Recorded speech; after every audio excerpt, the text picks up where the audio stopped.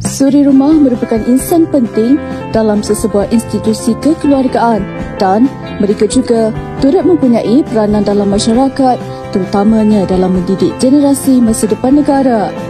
Baru-baru ini telah berlangsungnya Convention Suri Rumah 2023 yang bertempat di Universiti Teknologi Malaysia UTM bertujuan untuk memberikan platform kepada suri rumah untuk berkumpul dan bertukar-tukar pendapat.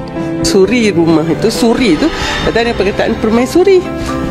Jadi begitu tinggi sekali kedudukannya, dan bukannya hanya kita katakan seorang yang berada di rumah, membuat kerja-kerja rumah, menjaga anak, tetapi sebaliknya suri rumah ataupun permaisuri ini mesti merasakan bahawa peranan mereka sangat besar. So di situ kita akan mengubah persepsi masyarakat bahawa mereka wanita mempunyai pilihan, bahawa mereka mahu berada di rumah untuk menguruskan penjagaan anak, pengurusan rumah tangga mereka, dan oleh sebab itu peranan mereka di dalam membangun masyarakat ini sebenarnya sangat penting. Program ini telah berjaya mengumpul lebih 300 orang suri rumah dari seluruh Malaysia dari pelbagai latar belakang dan kisah tersendiri. Bagi saya, event ini sangat menarik, sangat penting dan perlu dilakukan secara berkala lah. Sebab dia menghimpunkan seluruh suri rumah supaya suri rumah ni rasa ada jati diri.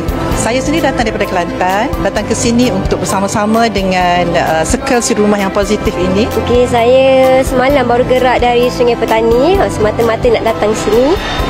And ini dapat tahu dari platform media sosial lah, daripada Facebook.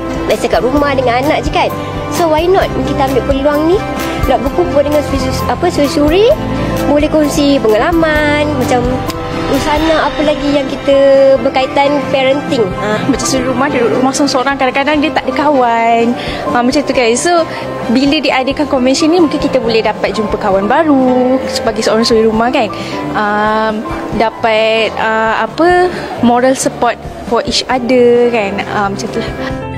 Diharapkan melalui program sebegini dapat terus memperkasakan suri rumah yang berkemahiran, berketerampilan dan sentiasa berdaya saing supaya wanita bergelar suri rumah tidak dipandang enteng kerana mereka juga memainkan peranan yang besar dalam institusi kekeluargaan.